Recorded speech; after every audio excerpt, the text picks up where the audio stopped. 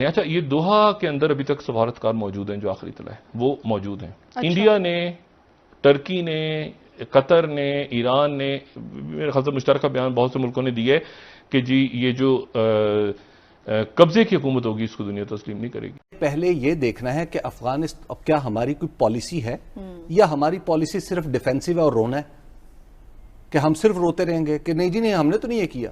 हम गुज़श्ता 22 बरसों से ये मैं देख रहा हूं, जब से रिपोर्टिंग कर रहा हूं, ये मैं देख रहा हूं कि हम अफगानिस्तान के मामले पे हमेशा डिफेंसिव रहे। इसका मतलब ये है कि आप चूंकि अपनी पॉलिसी पे बहुत देर तक खड़े नहीं रह सकते, आपको आपकी नाक को किसी भी तरफ मोड़ के आपका रुख तब्दील किया जा सकता। जिस मुलाकात में भारत था 12 अगस्त को, उस मुलाकात में न चीन था और न पाकिस्तान। कौन क्या कर रहा है और कौन आइंदा क्या करेगा, वैक्यूम है ना।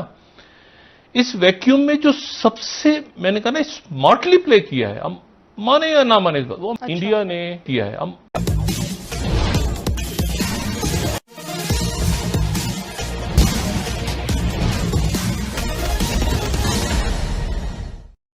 कतर की राजधानी दोहा में तुर्की, पाकिस्तान, अमेरिका, रूस, चीन आदि देशों की बैठक होने वाली थी, लेकिन चीन और पाकिस्तान ने यह भरपूर अपने स्तर पर कोशिश किया था कि इस वार्ता में भारत किसी तरह शामिल न हो पाए, पर खुद मेजबान देश कतर ने ही भारत को आमंत्रित करके चीन और पाकिस्तान का पूरा गेम प्लान ही पलट कर रख दिया है। उस वार्ता में यहाँ तक स्वीकार किया गया कि भारत की डिप्लोमेसी अब तक की सबसे ज्यादा स्मार्ट डिप्लोमेसी रही है। क्या है पूरा मामला, आइए आगे समझते हैं पाकिस्तान मीडिया से ही। अच्छा, ये दोहा के अंदर अभी तक सफारतकार मौजूद हैं, जो आखिरी इत्तला है वो मौजूद हैं। अच्छा। इंडिया ने, टर्की ने, कतर ने, ईरान ने, मेरे ख्याल से मुश्तरका बयान बहुत से मुल्कों ने दिए कि जी ये जो कब्जे की हुकूमत होगी इसको दुनिया तस्लीम नहीं करेगी। व्हाट नेक्स्ट में अभी आज क्या इत्तला है? आज ये इत्तला है कि जो रशिया, अच्छा। इंडिया ने, अमेरिका और चाइना, यानी जो एक्सटेंडेड ट्राइका, उन्होंने 10 दिन का टाइम दिया है कि 10 दिन के अंदर अंदर अब्दुल्ला जो कि अफगान हुकूमत के नुमाइंदे हैं, और मुल्ला बरादर, वो दोनों 10 दिन के अंदर अंदर एक मुतबादिल प्लान अफगानिस्तान का लेकर आ जाएं। चंद मुल्कों ने तो रद्द कर दिया मुकम्मल कि हम इस कब्जे को तस्लीम करते। उन्होंने कहा है कि हम चाहते हैं कि अगली मीटिंग ये भी मुमकिन है कि हम उसको काबुल में करें, एक्सटेंडेड ट्राइका या बाकी फरीक सारे, तो आप 10 दिन में लेकर आ जाएं, और अगर आपके पास अथॉरिटी नहीं है तो आप अपने किसी सीनियर को भेजें। जाहिर है कि इस पाकिस्तान के ऊपर हिंदुस्तान पे बहुत असरात हैं, गहरे असरात, अफगानिस्तान के, वस्ती एशिया के और ईरान के, इन मुल्कों के और अरब ममालिक के भी। लेकिन अगर आप सबसे ज्यादा पूछे ना रवायती, तो वस्ती एशिया के सबसे ज्यादा है। ठीक है, वस्ती एशिया ही। अमेरिका ये कह रहा है कि जी पाकिस्तान कर रहा है, पाकिस्तान, ठीक है, पाकिस्तान कह रहा है कि जी आप मलबा हमारे ऊपर डाल रहे हैं। इंडिया कह रहा है कि पाकिस्तान कर रहा है, पाकिस्तान कह रहा है कि इंडिया कर रहा है। ठीक है, अब दरमियान में कौन कर रहा है, जो मैं आपसे कहता हूं ना कि कौन क्या कर रहा है और कौन आइंदा क्या करेगा, वैक्यूम है ना। इस वैक्यूम में जो सबसे मैंने कहा ना स्मार्टली प्ले किया है, हम माने या ना माने, वो अच्छा। इंडिया ने किया है। हमें पहले ये देखना है कि अफगानिस्तान अब क्या हमारी कोई पॉलिसी है या हमारी पॉलिसी सिर्फ डिफेंसिव है और रोना है कि हम सिर्फ रोते रहेंगे कि नहीं जी नहीं हमने तो नहीं ये किया। हम गुज़श्ता 22 बरसों से ये मैं देख रहा हूं, जब से रिपोर्टिंग कर रहा हूं, ये मैं देख रहा हूं कि हम अफगानिस्तान के मामले पे हमेशा डिफेंसिव रहे। आखिर क्यों रहे हैं? क्या हमारे पास कोई लॉजिक नहीं है, कोई दलील नहीं है, या क्या मसला है? आप आगे बढ़ेंगे, कोई चीज लेके आगे बढ़ेंगे, कोई तजवीज मंसूबा लेके आगे बढ़ेंगे तो दुनिया आपकी सुनेगी। अगर आपने खाली साइडलाइंस पे बैठे रहना है तो बिस्मिल्लाह बैठे रहे। मुझे साथ साहब की जानिब भी आने, इनकी जानिब आने से पहले बस मुख्तसरन मुझे ये बता दीजिए कि हमारे मफाद में क्या है, पाकिस्तान के मफाद में क्या है, अफगानिस्तान में कौन सी हुकूमत है? देखिए, आई एम नोबडी, मैं वो शख्स नहीं हूं जो बताऊं मफाद में हमारे क्या है। ये कि अफगानिस्तान से पाकिस्तान के अंदर कार्रवाई ना हो, दहशतगर्दी ना हो, अटैक्स ना हो, ये हमारी दूसरा ऑब्जेक्टिव है। पहला था कि हम उनके साथ जंग नहीं करेंगे, दूसरा ये कि वहां से या अफगान एनडीएस या रॉ या कोई भी और एलिमेंट पाकिस्तान के अंदर कार्रवाई ना कर सके।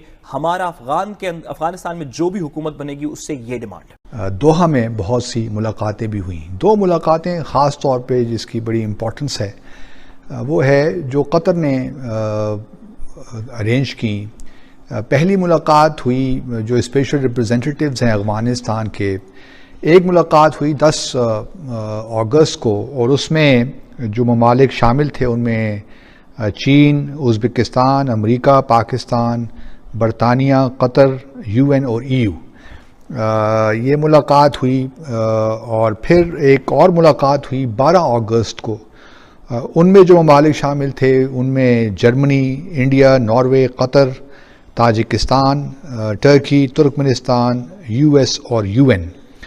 इन दोनों जो हैं डेलीगेशंस आप कह लीजिए, ये जो दो मुलाकातें, इनकी अलग अलग मुलाकातें हुई तालिबान डेलीगेशन के साथ ही वहाँ दोहा में, और जो अफ़गानिस्तान का हाई नेशनल रिकन्सिलिएशन काउंसिल है जिसके चेयरमैन अब्दुल्ला हैं, उनसे उनकी मुलाकातें हुई। और दूसरी बात यह है कि जिस मुलाकात में भारत था 12 अगस्त को, उस मुलाकात में न चीन था और न पाकिस्तान। तो इसमें बुनियादी तौर पे जो हैं आप कह लीजिए कि 9 पॉइंट स्टेटमेंट है। पहले तो यही कहा गया कि जी पीस प्रोसेस जो है उसको तेज़ करना चाहिए और ये बड़ा ज़रूरी है, और एक जो है एतमाद की फ़ज़ा पैदा करनी चाहिए। फिर ये भी कहा गया कि तालिबान को भी और तमाम साइड्स को कि आप वायलेंस ख़त्म करें, वायलेंस को रोका जाए। और फिर ज़ोर दिया गया कि जो पॉलिटिकल सेटलमेंट है उस पर तवज्जो दी जाए, और पॉलिटिकल सेटलमेंट के जो चीज़ा नुकात हैं वो क्या होंगे। एक तो इंक्लूसिव गवर्नेंस होगी, तमाम लोग तमाम उसमें शामिल होंगे, और फिर जो है इंसानी हकूक़ और अक़लियतों के जो हकूक़ हैं, ख़वातीन के और अक़लियतों के ख़ास तौर पे उसकी हिफाजत की जाएगी। और यही है कि एक रिप्रेजेंटेटिव गवर्नमेंट मारज़ वजूद में आई जाएगी, और फिर अफ़गानिस्तान जो है अपनी सरज़मीन दहशतगर्दी के लिए इस्तेमाल नहीं होने देगा।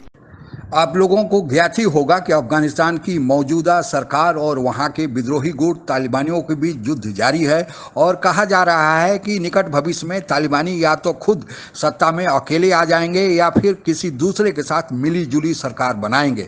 इसलिए सभी लोग तालिबानियों के साथ वार्ता करने में जुटे हैं ताकि वहां पर युद्ध के बजाय कोई शांतिपूर्ण हल खोजा जाए। भारत, अमेरिका, वहां के मौजूदा सरकार जो अफसर गनी की सरकार है उसके समर्थक रहे हैं, जबकि चीन और पाकिस्तान तालिबान के समर्थक रहे हैं। रूस न्यूट्रल रहा है। तुर्की पहले तालिबानियों के साथ था, पर जब से तालिबानियों ने तुर्की के मौजूदा सरकार को यह कहा कि आप काबुल हवाई अड्डे का सपना जो देख रहे हैं कि सुरक्षा प्रदान करेंगे, वह सपना छोड़ दें, तब से तालिबानियों के खिलाफ तुर्की हो गया है और भारत और अमेरिका के कैंप में शामिल हो गया है। इस संबंध में जो सबसे आश्चर्य वाली बात है कि कतर से लेकर है। कतर तालिबानियों का मुख्यालय है, और अब तक की जितनी भी शांति वार्ताएं तालिबानियों के साथ किसी भी देश की हुई है वह कतर की राजधानी दोहा में हुई है। कहा जाता है कि तालिबानियों के बड़े बड़े जो ओहदेदार हैं उन्होंने अपने घर, बड़े बड़े मकान, रिहायशी, बाल बच्चों को कतर में बनाकर रख दिया है। यह भी कहा जाता है कि कतर में अमेरिका का हवाई अड्डा भी है, और अभी जो तालिबानियों पर अमेरिका द्वारा वर्षा किया जा रहा है वह हवाई जहाज कतर से ही उड़कर जाकर तालिबानियों पर हमला करता है। एक तरफ तो कतर हिमायत तालिबानियों की कर रहा है, और दूसरी तरफ अपने यहाँ हवाई अड्डा देकर अमेरिका को और फिर वर्षा करने की इजाज़त देता है। यह बात समझ से परे है। यह किसी भी राजनीतिक पंडित के दिमाग के बाहर की बात है कि ऐसा आखिर क्यों हो रहा है, और पाकिस्तान सहित, चीन सहित और तालिबानी खुद क्यों चुप बैठे हैं। पाकिस्तान, चीन ने बहुत कोशिश किया कि जो तालिबानियों के साथ अन्य देश जिसमें चीन, तुर्की, पाकिस्तान, अमेरिका आदि शामिल हैं, प्रस्तावित जो बैठक हो रही है उसमें भारत को शामिल न होने दिया जाए, और इसके लिए उन्होंने तालिबानियों को उकसाया कि वह अन्य देशों से कहें कि अगर भारत इस वार्ता में शामिल होगा तो वे उस वार्ता का बाइकाट करेंगे। पर खुद कतर जो वहाँ का वार्ता का मेजबान है, जहाँ पर वार्ता हो रही है, उसने भारत को निमंत्रण भेजकर पाकिस्तान, चीन जो पर्दे के पीछे से षड्यंत्रकारी मंसूबा बना रहे थे उस पर पानी फेर दिया है। आप लोगों को पता ही होगा कि कतर एक मुस्लिम देश है, लेकिन भारत के साथ लंबे समय से उसके अच्छे ताल्लुकात है। इसीलिए प्रस्तावित जो तालिबानियों के साथ अन्य देशों की वार्ता होने वाली थी उसके पहले ही कतर के विदेश मंत्री भारत आए थे, और भारत को उन्होंने आश्वस्त करके रख दिया था कि भले भी तालिबानी न चाहें, पाकिस्तान न चाहे, चीन न चाहे, लेकिन चूंकि मेजबान वह देश है इसलिए वह भारत को निमंत्रण देगा और भारत को उसमें आना चाहिए।